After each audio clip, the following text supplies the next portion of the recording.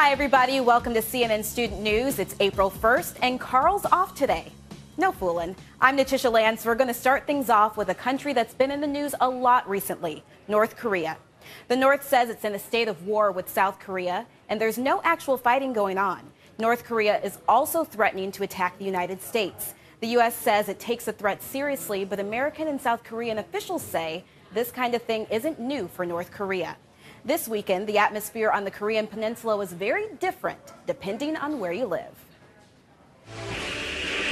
The dogs of war howled from North Koreans' television screens Saturday as martial music and mass rallies were the only choice if you were lucky enough to own a TV.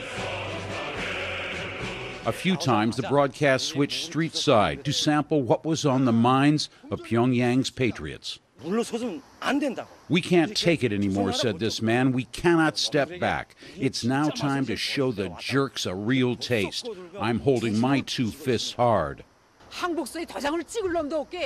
Kim Jong-un says if the war breaks out, we should mercilessly crush our enemies, this woman said. Crush them so they wouldn't even be able to sign the surrender papers.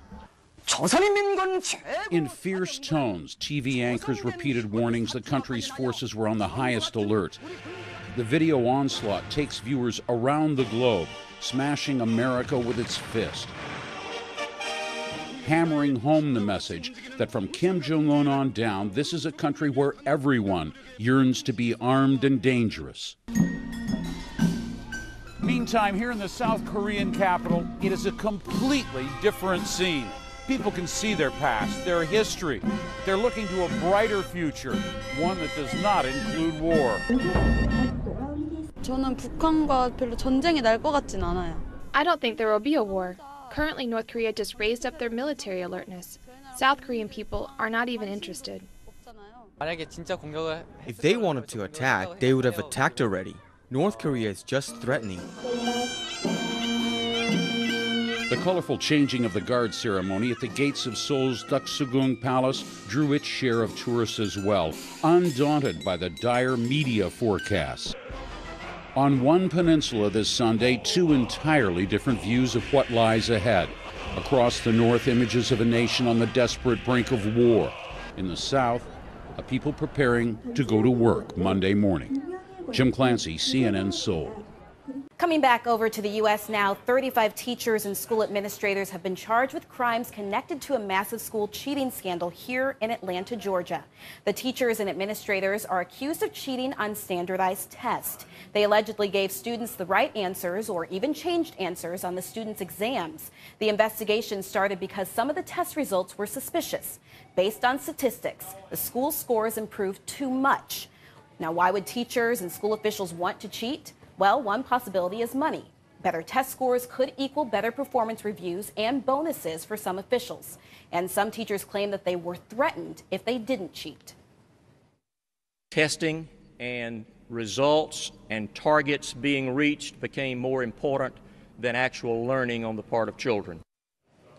Some students actually helped expose the alleged cheating. One told investigators that when she was in the 5th grade, her teacher offered her the answers for a standardized test.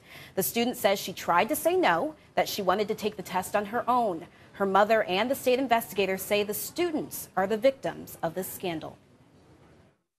I have a 15-year-old now who is behind in achieving her goal of becoming what she wants to be when she graduates. The district's former superintendent was one of the 35 people charged last Friday. She denies any involvement in cheating, and the new superintendent says 95% of the district's employees weren't involved in the scandal. Now, we want to give you guys a chance to talk about this on our blog. What do you think the impact of this story will be for students, for teachers, for the community? Share your thoughts. CNNStudentNews.com. Christianity is the world's largest religion, and Easter is considered the most important time of the year for Christians. Services and ceremonies around the world yesterday marked the day that commemorates the resurrection of Jesus Christ. President Obama and the First Family went to an Easter service at a church that's right across the street from the White House.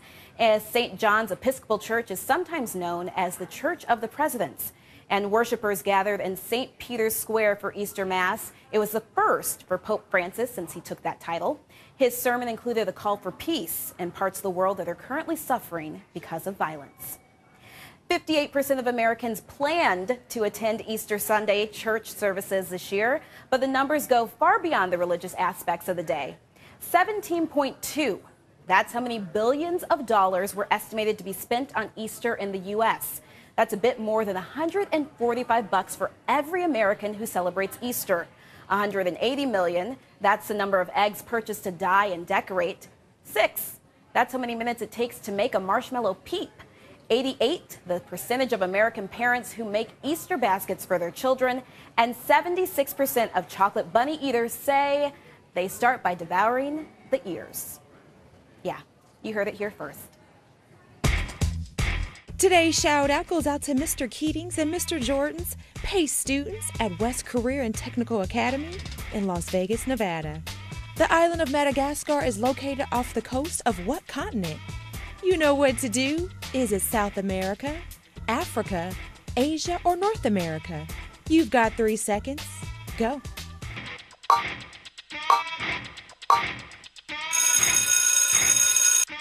Madagascar, the world's 4th largest island, is in the Indian Ocean off the coast of Africa. That's your answer, and that's your shout out. Because of its location, Madagascar has one of the world's most diverse ecologies. 90% of the island's plant species don't exist anywhere else. But right now, many of those plants are being attacked. About half the island is being overrun by swarms of locusts. Want to see what that looks like? The locusts, and there are billions of them, aren't targeting people, at least not directly. They're eating up all the crops, which means less food for people and less food for animals, too. Officials are worried that this could turn into a humanitarian crisis.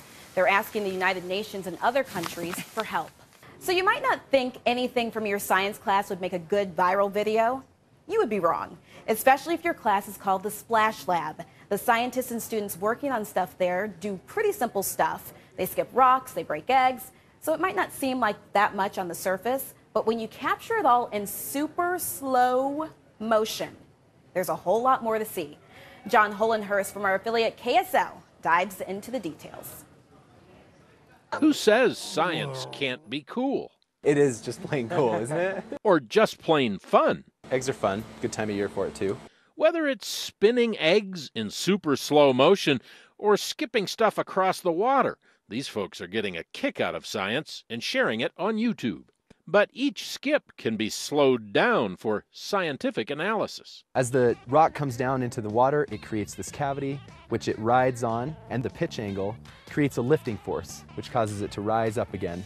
This is one of my favorite parts. Watch this here. They put high-speed cameras to work, capturing a brief instant of time, stretching a second or two of a spinning egg into an eternity. The secret of the spinning egg is that milk, sometimes colored with dye, mysteriously climbs up the egg and flings streams of droplets around the kitchen or the lab. It's very cool. Isn't that cool? Have you advanced the cause of science by seeing this in slow motion? I mean, in some ways, yeah. I mean, we've figured out a set of mathematical equations that explain exactly what's happening, and I think that's an advance for sure. Ken Langley is doing his entire master's thesis on the spinning egg and its ability to pump milk uphill. Yeah, it could definitely lead to the design of a pump. And this high-tech vision of child's play, skipping rocks across the water, involves research that's actually funded by the U.S. Navy. It's an idea that we've had for a long time to understand better how objects behave when they skip on the surface of the water. Whether it's going to be a weapon or not is not up to me. But for those of us who would cry over spilled milk if we had to write an equation about it, even we can enjoy the results. Very cool splashes revealing the secret world of the very, very slow. What an excellent story. A skeptic might think those experiments aren't all they're cracked up to be, but then slow and behold, the yoke's on you. Before we skip out of here, a reminder to teachers, you can share your feedback on today's show on our homepage. I'm Natisha Lance. Have a great day.